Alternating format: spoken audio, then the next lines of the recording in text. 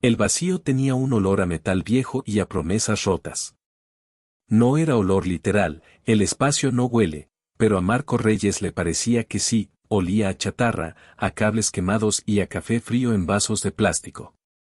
Su nave, la errante, gemía como un anciano cuando la atravesaban microfracturas y la cubierta vibraba con cada impacto que el enemigo le dedicaba como si fueran dedos apuñalando su costilla. Estado de escudos, ordenó Marco con voz profunda que se negaba a quebrarse. Tenía cicatrices en las manos y un parche de piel en la mejilla derecha que no conocía explicación científica, recuerdos.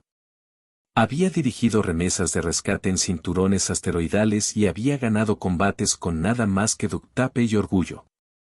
Era un hombre que sabía que la vida no perdona la indecisión, por eso hablaba claro y rápido, usando las palabras como si fueran herramientas y no ceremonias.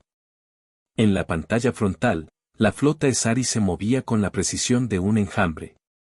Sus naves no tenían casco rectangular ni símbolos humanos, eran columnas de vidrio bioluminiscente, como flechas hechas de medusas, sus motores exhalaban nubes irisadas que brillaban con un rojo extraño. Al frente de la columna flotaba la mirada de Silit, una nave coronada por placas que fluctuaban como escamas, emitiendo un zumbido subgrave que penetraba los sensores y la confianza humana. Silit Bae observaba con una sonrisa que para su especie equivalía a una carcajada.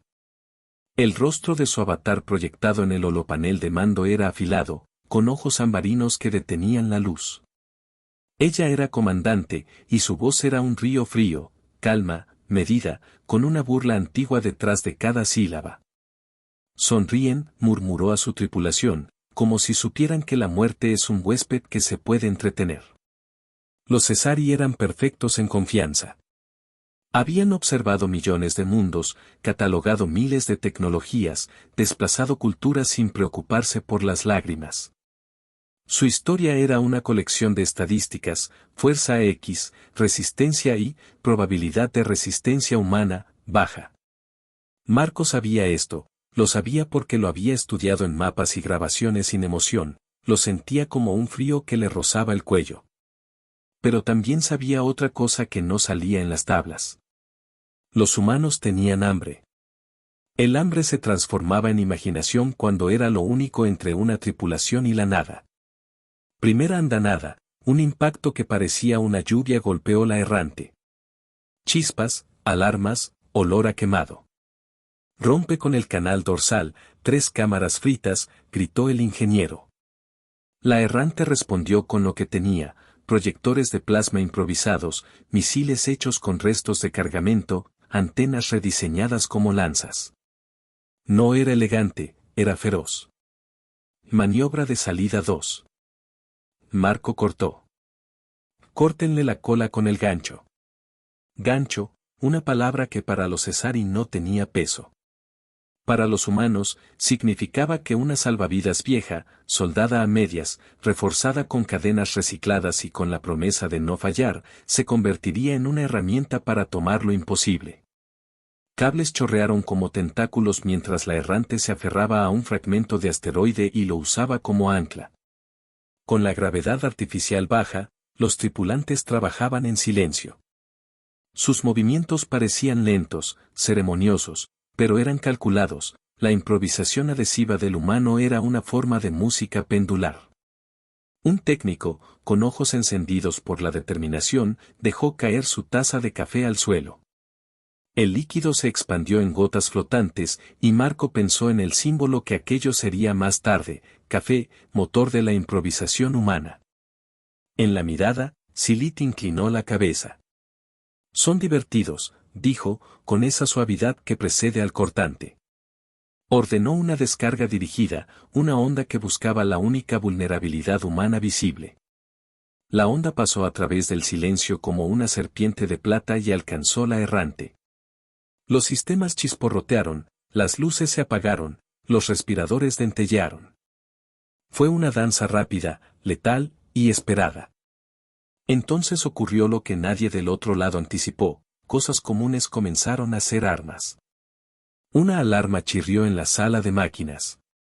El jefe de ingeniería, una mujer de manos callosas llamada Laila, sacó del bolsillo una pequeña caja de metal, una caja de herramientas humana que más parecía un relicario. Dentro había cinta adhesiva, una pieza de espejo, un trozo de metal doblado y algo más, azúcar en sobres. Laila no hizo una pausa para explicar. Pinchó una línea de combustible expuesta con una aguja hecha de una hoja de afeitar reafilada, vertió el azúcar y encendió un cable de microplasma. En el momento en que la mezcla interactuó con los vapores, una llama azul se formó, pero no una llama. Fue un chorro, un diente de dragón que rugía en miniatura, una combustión controlada, turbia, con un sonido que a Marco le recordó a las viejas batallas en hangares de metal. La llama fue dirigida como quien maneja una herramienta. La usaron para crear un campo de calor que, por casualidad físico-químico y mucha intuición humana, generó iones que alteraron la coherencia del escudo Esari en una sección concreta. Fue como clavar un cuchillo en la membrana de una pelota inflada. Y cuando el escudo falló, los proyectiles humanos, restos de estanterías y contenedores soldados con precisión desesperada, encontraron la carne de la nave enemiga.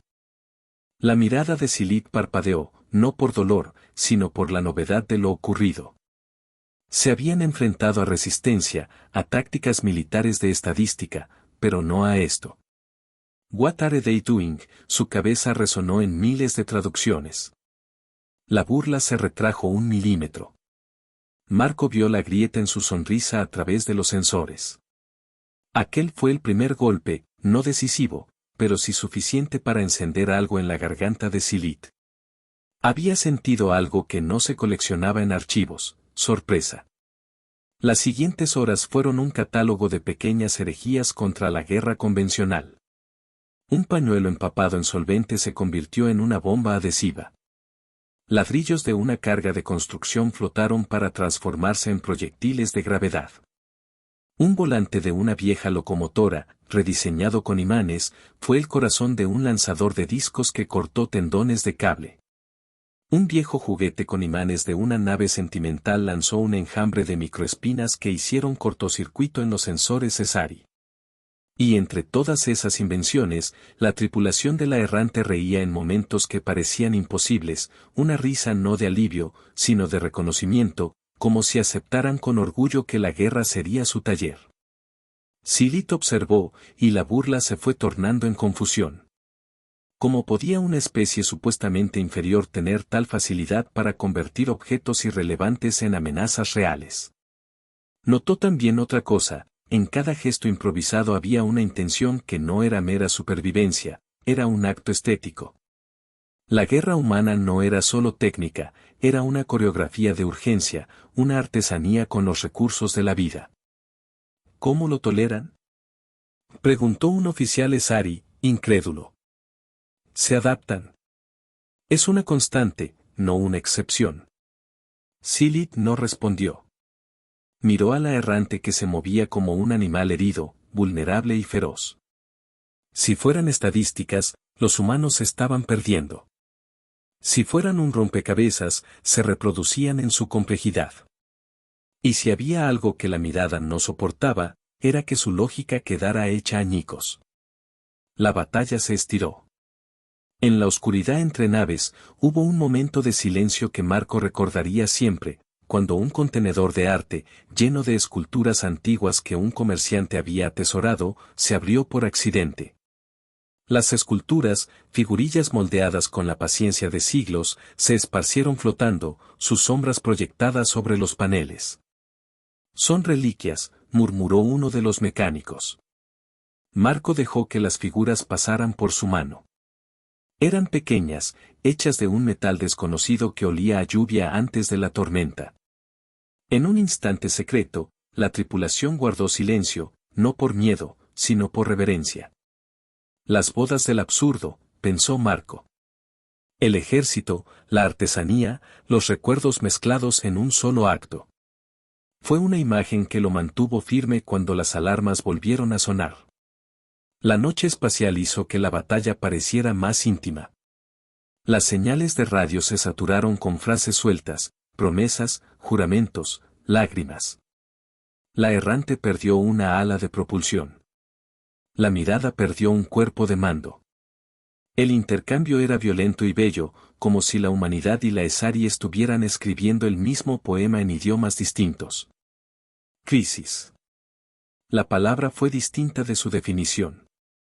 No solo estaba en el ruido del combate, estaba en la sala de mando, en la mirada de los oficiales, en el zumbido del casco. Tenemos una fuga en el reactor de posición primaria, informó Layla. Si no la sellamos, estaremos fritos. Marco miró la lista de bajas en la pantalla, nombres, edades, memorias. Entendió la geometría de una decisión, sacrificar una parte para salvar la totalidad. Usaremos el laboratorio de fabricación, dijo. Reconfiguren la cápsula de bioimpresión. Necesito una microbarrera que soporte una descarga dirigida de calor. ¿Tenemos materiales?, preguntó un joven recluta con la voz aguada. Tenemos músculo y algo de orgullo, respondió Marco. Y un bazar de cosas que el universo descartó por ser comunes. Lo que siguió fue una escena de humanidad pura, manos que trabajaban como si coparan un altar. Fragmentos de cerámica se mezclaron con fibras de polímero, tubos de ensayo y piezas de un instrumento musical. Mientras la cápsula imprimía la microbarrera, un aroma a pan tostado se expandió. Alguien había encendido una vieja hornilla high-tech para mantener las manos calientes. Un voluntario, un hombre con la frente marcada por el estrés llamado Icos, dejó caer la taza que sostenía. Fue allí donde Marco vio cómo la posibilidad de perderlos lo partía en dos. Si esto falla, dijo Icos con voz temblorosa, te juro que me voy a lanzar en la escotilla. Era un voto real. Marco no ofreció palabras vacías. Le tomó la mano y la apretó. Entonces no te la quites, le dijo, y por primera vez en muchas batallas, la promesa fue un arma más fuerte que cualquier proyectil. La microbarrera se imprimió. Funcionó. El reactor no explotó. Fue un triunfo pequeño, pero suficiente para crear un silencio de asombro en la tripulación. Había más que tácticas, había compromisos de piel y hueso. Marco recordó entonces la frase que su madre le dijo cuando era chico, nunca subestimes lo que alguien hará por un amigo. Aquella frase tenía ahora una forma de fibra y metal. En la mirada, Silit cayó. Ella había visto sacrificios en cientos de conquistas, pero eran siempre sacrificios estadísticos, decisiones que flotaban en un mar frío de cálculo. Esto era distinto, la decisión tenía música, tenía sarcasmo, tenía miedo. Era humano porque no podía ser otra cosa. La guerra se convirtió en folclore en cuestión de horas. Las historias de tácticas improvisadas se esparcieron por los canales de comunión con la misma velocidad que un virus. Otras naves humanas, viendo que la errante sobrevivía a base de inventiva, empezaron a intentar sus propias locuras. Un carguero transformó su cargamento de hielo en proyectiles helados lanzados por catapultas magnéticas, otro usó un coro de voces humanas emitidas por altavoces para desviar un enjambre de microdrones enemigos. Las ondas de sonido mentalmente resonantes confundían los sensores Esari. Cada historia añadía capas a la leyenda. Y en la mirada, Silit observó cómo cada innovación rompía una premisa que su especie había considerado cierta, que la tecnología superior era la única variable en la ecuación de la victoria. Los humanos demostraban algo que no se podía cuantificar del todo, imaginación aplicada a desesperación. Por primera vez, Silit sintió que la fila perfecta de sus estadísticas tenía manchas. Primer gran revelo, la amenaza de la calma. 2 días después de aquel primer intercambio, la flota Esari lanzó un ataque coordinado sobre la constelación de colonias que la humanidad reclamaba. Las colonias eran hombres, mujeres, ancianos, niños, eran fábricas que habían sido montadas con manos sudorosas y canciones antiguas, eran campos de cultivo con tubos. Redes de comunicaciones que eran en parte programas y en parte cuentos compartidos a medianoche. Silit se presentó al frente de la vanguardia para dar la estocada final. Su estrategia buscó algo elegante, una onda de vacío que desorganizaría la cohesión social de la colonia, un ataque que no destruye las estructuras sino las esperanzas. La mañana del asalto, Marco se despertó con el sonido de motores lejanos. La errante estaba estacionada cerca de la colonia para hacer reparaciones. Los colonos tenían la costumbre de desayunar al amanecer, sus mesas llenas de recipientes y rutinas, como si la rutina fuera un escudo. Vio niños jugando con piezas de metal que no tenían otro propósito salvo entretener. Observó a una anciana que tejía algo con hilos metálicos, sus manos eran mapas. Marco pensó en lo lejos que habían llegado. En la pantalla, la mirada aparecía como un sol que comprimía la luz. El miedo no era solo físico, era una cuestión de identidad. Silith activó su plan. Un batido de frecuencias creó una cortina de silencio artificial, radios caían, comunicaciones se rompían, el tiempo parecía fragmentarse. Hubo desorden, confusión y una ola de pánico que podía haberse convertido en derrota. Fue entonces cuando la cosa más inesperada e ingenua ocurrió, alguien en la colonia puso música. No fue una estrategia militar. Fue una mujer, Severa, la curandera, que fue a la plaza principal y comenzó a cantar una canción que los abuelos ya no recordaban cómo explicar. La canción no tenía poder técnico, no era un hack. Era una melodía trabajada con manos. No obstante, algo en su estructura rítmica, en las vibraciones frecuenciales de las voces humanas, provocó una respuesta en equipo Cesari. Las frecuencias resonantes ingeridas por los sensores de la mirada producen una interferencia subarmónica que, combinada con las perturbaciones del vacío, crearon una distorsión en las capas de mando. Las naves Cesari empezaron a presentar signos de sincronía fallida, sus sistemas de guía se equivocaban. Fue una vista paradójica, melodía humana contra la máquina del orden.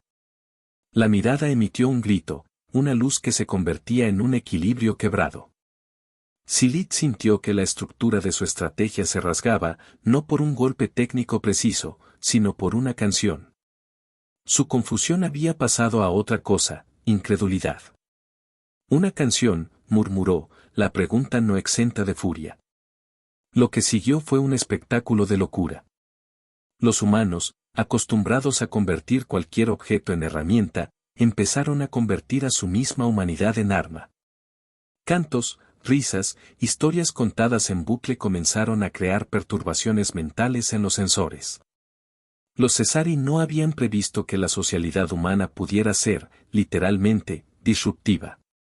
La mirada sufrió microaberraciones cognitivas que hicieron que sus enlaces de mando se solaparan, en algunos dockings, naves se movían en patrones que recordaban a coreografías fallidas. La estrella Esari, orgullosa, comenzó a tambalear. Fue la primera gran revelación, la guerra no era solo dominio técnico, era dominio de formas de vida. Un canto, un abrazo, un plato de sopa caliente podían ser tácticas y la voluntad de hacerlo era real. Cuando lo entendió, Silith experimentó una sensación eléctrica, algo más cercano al miedo que a la sorpresa. No era miedo por su nave, era miedo porque el universo tenía variables que su especie no había enseñado a su cruel escuela estadística. La burla ahora era niebla. Y la burbuja de arrogancia se resquebrajó. Pausa rápida en la transmisión. Si estás disfrutando esta locura sci-fi, suscríbete y activa la campanita para no perderte la siguiente. La respiración del combate cambió. Las Cesari se replegaron para revaluar. En la mirada, Silith ordenó protocolos de recalibración. Pero el terror silencioso había aparecido, una especie capaz de crear armas a partir de platos, de canciones, de regalos ridículos. Había una viralidad en la idea que hacía a los Cesari temblar. Fue entonces cuando vino el primer golpe verdaderamente memorable, la cosecha. La cosecha fue un plan humano que parecía imposible. No necesitaban tecnología nueva ni armas exóticas, necesitaban lo que ellos tenían en abundancia, cuerpos y tiempo. La colonia más cercana fue convertida en un laboratorio viviente. Los agricultores, los metalúrgicos, los poetas, los niños, todos formaron filas y cooperaron para crear algo que ni los libros de guerra habrían previsto, una tromba de herramientas humanas. El plan era simple en sus líneas y brutal en su ejecución, usar la propia gravedad de un campo de asteroides para producir una lluvia de fragmentos controlada. Cada fragmento modificado para producir una onda de microdescargas que, por su patrón y composición, resonara con las membranas biológicas Cesari. Los fragmentos no eran bombas en el sentido tradicional, eran instrumentos diseñados para explotar no el casco, sino la percepción. Se ensamblaron con piezas que parecían sin sentido, cucharas, tornillos, juguetes, trozos de espejo. La clave no era la pieza, era la manera en que se organizaron. La mirada no lo vio venir. La lluvia llegó en silencio, como una brisa que se convierte en tempestad. Los fragmentos impactaron y, cuando lo hicieron, los Cesari experimentaron algo semejante a vértigo, impulsos nerviosos que los dejaron sin coordinación, convulsiones perceptivas que desconectaron pilotos de sus actividades. Las naves cayeron en patrones erráticos, como hojas a merced del viento. Fue un despliegue de improvisación humana que transformó la estética en estrategia. La mirada, devastada, perdió contacto con su flanco derecho. Silith, por primera vez en su carrera, sintió la claridad abrumadora de la derrota posible y la fragilidad de su orgullo. Pero el golpe más brutal fue personal. Una nave de la errante, una pequeña lanzadera llamada La Sombra, fue alcanzada en la maniobra. A bordo estaba Icos, el técnico que había prometido no lanzarse por la escotilla. Su nave fue impactada por un microfragmento inteligente, su casco se partió. La radio emitió un sonido agudo, y luego silencio. La tripulación escuchó la transmisión corta, Marco, perdón. Fue una línea que se cortó con la brusquedad de una cuerda rota. Nadie la olvidó. Marco sintió como algo en su pecho se rompía en pequeñas piezas de vidrio. No había épica en la muerte de Icos, solo una verdad, la pérdida era real y humana. Silith observó la reacción. Nunca había visto ese tipo de luto en ese estado. Los humanos se reunieron en silencio alrededor de la estación de comando, algunos rezaban, otros encendieron un fuego viejo, otros simplemente miraban al vacío. Marco se sentó, inclinado sobre sus manos, y dejó que la culpa lo mordiera. Fue entonces cuando sucedió algo que le dolió igual que el dolor en su cuerpo. Severa, la curandera que había cantado antes, se acercó a Marco. Ella tenía en las manos una pequeña figura, una muñeca hecha de trapo y metal, que Icos había reparado una vez para un niño de la colonia. Llévala, dijo Severa con voz quebrada. Para que no se quede sin manos. Marco la aceptó. Era un objeto insignificante, 2 botones cosidos, hilo roto, una sonrisa pintada a mano. Se sintió ridículo sosteniéndolo. Y luego, inesperadamente, su garganta se aflojó. Las lágrimas no eran mitad dramatismo, eran una respuesta biológica ante la enormidad de la pérdida. Lloró con la cubierta del casco en la oscuridad. Fue la primera vez que un soldado, un líder, dejó que una muestra de vulnerabilidad fuera pública. Silith, escondida tras sus protocolos y traducciones, sintió algo que nunca había sentido como comandante, una punzada en su tejido social. No era dolor en su cuerpo, sino una compasión que ya no cabía en la simple curiosidad. Observó, lentamente, cómo la humanidad convertía el luto en combustible. La pérdida no los detenía, la hacía aliados más feroces, diseñadores más cuidadosos, cantantes más potentes. La reacción alienígena siguió un arco clásico que Silith nunca creyó que la afectaría, de la burla pasó a la incredulidad, luego a miedo y, finalmente, algo que ella nunca pensó que pronunciaría, respeto. Tic-tac, el tiempo judicial de la batalla marcó la siguiente apuesta, la errante tenía una idea que oscilaba entre lo sublime y lo loco. Marco sabía que su tripulación estaba lista para intentar lo imposible porque ya no había otra opción. Las naves humanas se habían convertido en artesanos de la guerra, sus manos eran fábricas y sus corazones, martillos. Marco reunió a su gente en la sala de máquinas. Tenemos que golpear el centro de mando de la mirada, dijo. No con proyectiles. Con algo que no se pueda reparar, con su propia certidumbre. Un mecánico, con ojos que brillaban de extenuación, dijo, ¿y si usamos el lenguaje? La sala se quedó helada. El lenguaje, repitió Marco. No era una broma. El lenguaje humano, más que palabras, era una manera de ordenar la realidad. Marco recordó cómo, en ratos de desesperación, una frase o la mención de un nombre podía cambiar la intención de un grupo.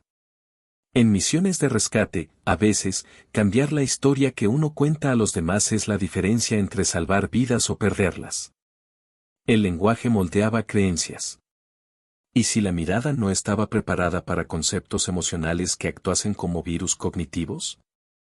Fue una idea audaz, lanzar una historia a través de la red de la mirada que no atacara códigos, sino sentidos, palabras que se reconfiguraran como planos de orden mental y que, cuando se reprodujeran con la suficiencia humana, intención, ritmo, repetición, causarían un fallo en la red de control ESARI.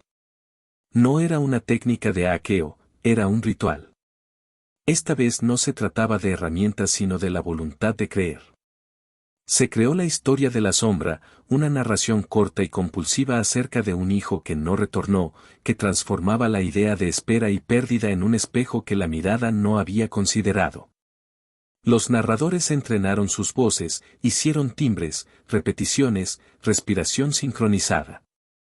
Era la performance de una vida entera embutida en 7 minutos de audio. El día del ataque, la errante lanzó la transmisión en unas de microondas que la mirada recibió como ruido benigno. Pero no lo era. La voz humana, con todas sus imperfecciones, se coló en los receptores. En minutos, los oficiales ESARI reportaron una sensación de dislocación, recuerdos falsos de seres queridos, visiones de futuro, culpa que no les pertenecía. La coordinación flaqueó. La mirada trató de cortar la señal, pero la humanidad había diseñado la historia para que imitara las estructuras del lenguaje que la mirada utilizaba para sus propios comandos. Fue un espejo colocado con la técnica de un artesano. Los efectos fueron instantáneos y notables. Naves ESARI ralentizaron, sus tácticas se colapsaron. No fue solo un problema técnico, fue una fatiga humana experimentada por una inteligencia que no había previsto la carga emocional humana. Silit se dio cuenta, en un fragmento de absoluto silencio, habían subestimado la variable más implacable de la especie humana, su capacidad de convertir identidad en táctica. La mirada ya no estaba segura de su percepción. Para muchos oficiales fue terror, un terror menos físico, más existencial, la idea de que su pensamiento podía ser alterado por la narrativa de otro ser. Pasaron de la arrogancia que los había definido a una sensación que se parecía mucho al miedo. Ese fue el gran giro, el golpe que mostró por completo que todos los elementos del humano, incluso los más íntimos, podían ser armas en batalla. La reacción ESARI fue rápida, pero no lo suficientemente certera. Las naves humanas rodearon a la mirada, no para destruirla con fuego, sino para ofrecerle algo que nunca imaginó recibir, una alternativa. El diálogo que siguió fue tenso. Marco y Silit se encontraron en una cámara de negociación que flotaba en el vacío, rodeada de microestrellas que explotaban de lejos.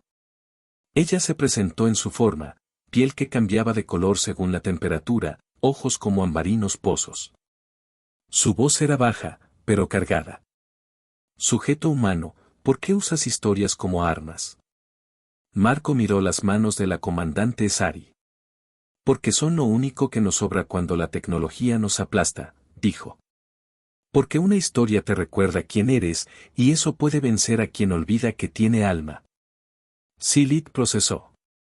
La lógica ESARI no cabía en la metáfora fácil. ¿Solo eso?, preguntó. Marco negó con la cabeza. También porque creemos en lo que hacemos. Y cuando crees, puedes hacer que lo improbable sea real. Hubo un instante de shake, de esos segundos que separan las decisiones que cambian líneas de historia. Silit, que había caído en el arco que va de la burla al respeto, por fin tocó la verdad humana, el valor no provenía únicamente de armas tecnológicas, sino del valor de la elección y del riesgo compartido. Eso la desconcertó. Ella, que había construido su identidad en estadísticas y certezas, sintió el peso de una elección que no podía ser calculada. ¿Qué propones?, preguntó en voz baja. Marco tomó una inspiración honda. Cooperación. No te entregaré mis armas, dijo, ni mis historias. Pero podemos dejar de matarnos. Enseñaremos lo que sabemos sobre guerra improvisada, ustedes compartirán lo que saben sobre sistemas que nosotros no entendemos. Juntos, podremos proteger la zona. Evitemos que otro, más cruel, venga y nos encuentre ambos vulnerables. Silit no respondió de inmediato. En su interior, algo se movió como un insecto escapando de la luz. Hubo una discusión interna en su mente cultural, aceptación, traición, prudencia. Finalmente asintió. Acepto una tregua, dijo con voz dura. Pero entenderé lo que me ofreces primero. Si es una trampa, te arrepentirás. No era una promesa de amistad, era una tregua con filo. Marco la aceptó. Dos especies se miraban como perros que aprenden a detener la pelea en mitad de la tormenta. La tregua trajo un silencio de tensión. Lo que siguió fue un intercambio de prácticas, humanos enseñando ruinas de ingeniería adaptativa a ingenieros Esari que miraban como si vieran pintura abstracta cobrar sentido. Esari enseñando protocolos de calibración que los humanos recibieron como una partitura. Aprende y enseña, las dos especies se encontraron y, en el medio, tejieron una red de respeto frágil pero real. La alianza se forjó en actos pequeños, pero significativos. La errante ayudó a reparar puertos Esari con técnicas de soldadura humana, la mirada ofreció datos sobre corrientes de plasma que los colonos usaron para mejorar sus generadores. Las historias dejaron de ser armas para volverse herramientas de entendimiento. La burla se convirtió en curiosidad, la curiosidad en estudio, y el estudio en respeto. Y sin embargo, la guerra dejó huellas. Las cicatrices en la errante eran visibles, pero también lo eran en Silit, una nueva línea de duda en su mirada, y un reconocimiento que sorprendía. El arco de reacción alienígena se cerró en ese respeto que vino como una lluvia tibia, habían subestimado a la humanidad y ahora veían su belleza aterradora. Culminación emocional, el precio del aprendizaje. Las noches posteriores a la tregua se llenaron de historias compartidas alrededor de calderos y pantallas. Marco escuchó a Silit hablar sobre la estructura de su cultura, una sociedad basada en simetrías y orden, que admiraba la eficiencia sobre la pasión. Silit escuchó a Marco hablar sobre las ciudades ancladas con ruido y música, sobre mujeres que amaban libros viejos, sobre fábricas donde la gente ponía nombres a las máquinas. Hubo risas, preguntas punzantes, y, en un momento que nadie habría predicho, un intercambio de confesiones. Silit contó una historia de su infancia, como su especie, en su territorio natal, aprendió a leer las corrientes bioluminiscentes para predecir la llegada de depredadores. Marco contó de su madre bajo lluvia de cobre, cocinando y contando historias para que el hambre se olvidara. Ambos rieron y lloraron. Eran un puente tímido, construido con ladrillos de vulnerabilidad. La culminación llegó cuando un contingente Esari detectó la presencia de una tercera fuerza no catalogada, una nave nodriza de aspecto brutal que se acercaba desde la periferia del sistema. No había tiempo para convertirse en aliados diplomáticos. La nueva amenaza, aún sin identidad, había sido atraída por el ruido de la guerra y por la oportunidad de cazar ambos bandos debilitados. La mirada y la errante deben decidir, pelear juntos por supervivencia. No fue una decisión meramente estratégica, fue una lección moral. Marco supo que la humanidad no podía dejar que esa criatura se alimentara de su paciencia y sus pérdidas. Silit reconoció que su especie no podía permitir que un tercero se alimentara de su orgullo siempre que eso significara sometimiento. La batalla final fue una coreografía perfecta de improvisación humana y precisión Esari. La criatura enemiga, no una nave, sino un ser sintético coalescente, una mancha de metal vivo, se movía como una metáfora de voracidad. Su forma iba cambiando, como si la materia estuviera en su mente. Intentó absorber la energía de las naves, sus fauces de plasma devoraban metal. Sabía atacar con hambre estadística. La errante y la mirada se acercaron y, por primera vez en la guerra, ejecutaron una maniobra conjunta que no era mera táctica, era poesía bélica. Marco había pensado en todo aquello, la música, los juguetes, los platos, la historia. Todo sería instrumento. La gran idea era simple y salvaje, convertir la voluntad humana de improvisar en un campo de negación. La mirada proveería la precisión para dirigir el golpe, la errante y las colonias proveerían la variedad que el enemigo no podía catalogar. Por el puerto de la errante salieron drones tejidos con piezas de tazas, cuerdas de guitarra, tablas viejas, por la mirada se canalizaron rayos que afinaban su timín con la respiración humana. Las voces humanas comenzaron a cantar, no para alterar percepciones esta vez, sino para sincronizar los microdrones. Los drones se volcaron en una danza angular que el enemigo no podía entender ni asimilar, eran caóticos, impredecibles, y por eso efectivos. La criatura intentó absorberlos, pero la variedad de materiales y frecuencias la confundieron, su intento de procesar la información lo saturó. Fue una escena de violencia hermosa. Pequeños fragmentos vuelan a casa mientras atravesaban a la criatura que gritaba como un animal mecánico. El sonido de la colisión era mezcla de metal contra metal, bebés riendo, gente llorando. Era todo al mismo tiempo. En el fragor, Marco condujo un equipo hacia el corazón de la criatura. Fue una corrida de camaradas, Layla, Severa, un par de colonos, y él. Sabían que si podían introducir un núcleo humano en su sistema, algo que no pudiera catalogar ni absorber, tendrían chances.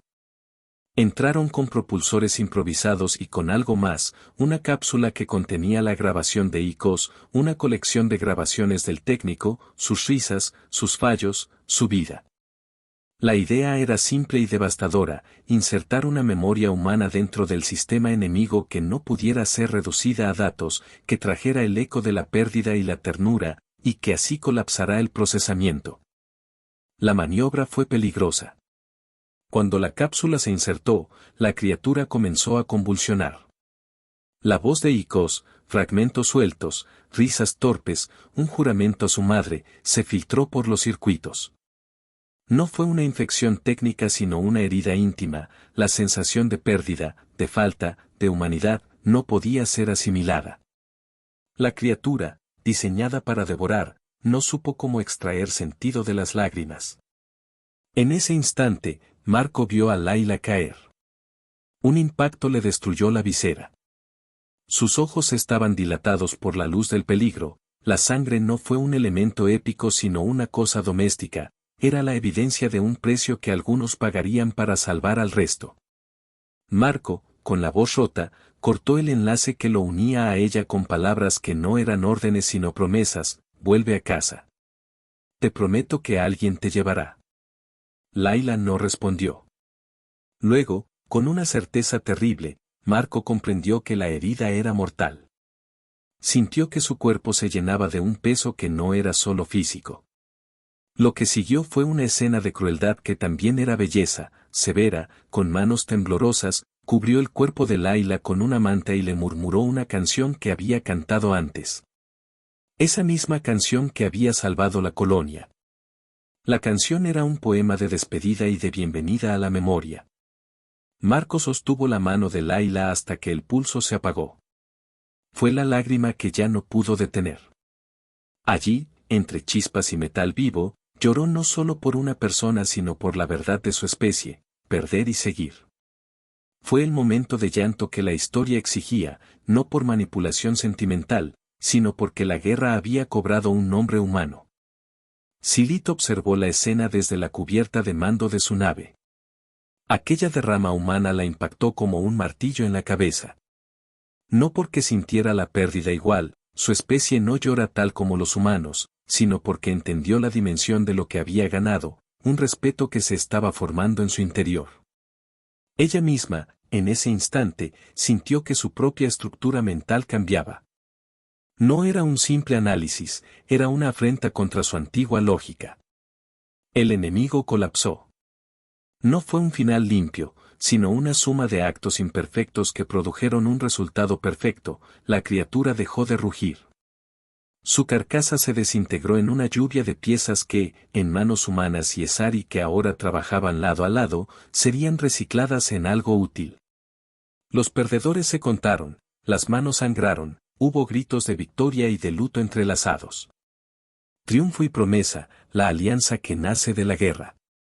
La última escena de la batalla fue más que una victoria, fue una lección. La mirada, que había bajado la cabeza ante la posibilidad de derrota, emergió con cortes nuevos pero con otra cosa más importante, una comprensión humanizada. Silit bajó a la cubierta de la errante. No era un gesto común, los Cesari evitaban contacto cercano por protocolos de interferencia biológica. Pero la tregua era sólida, y ambos sabían que lo que venía después era más difícil que la batalla. Se miraron, sin armas en mano, con manos sucias y ampolladas. Marco llevaba la muñeca de trapo de Icos en su bolsillo.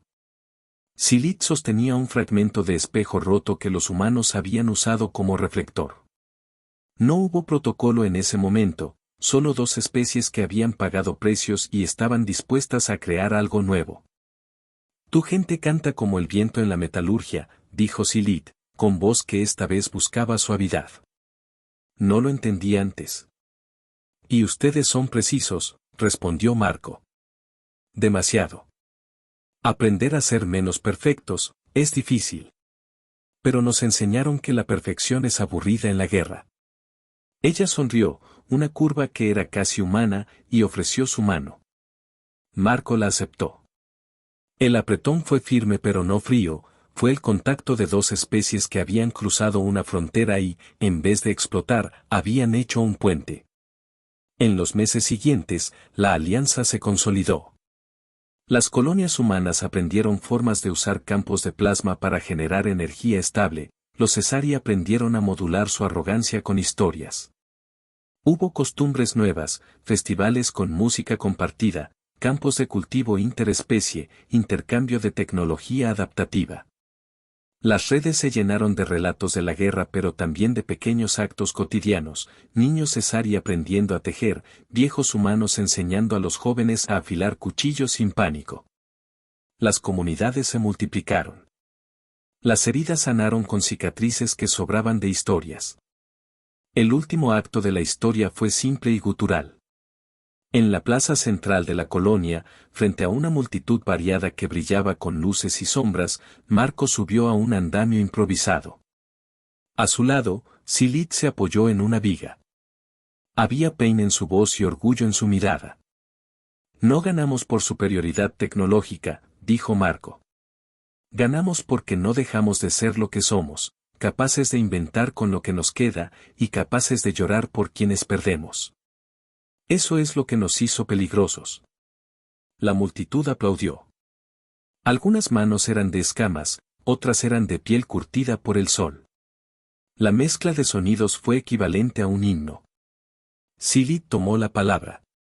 Había aprendido a modular las emociones, a medir las palabras, pero ahora hablaba con una honestidad que nadie esperaba de una comandante Esari.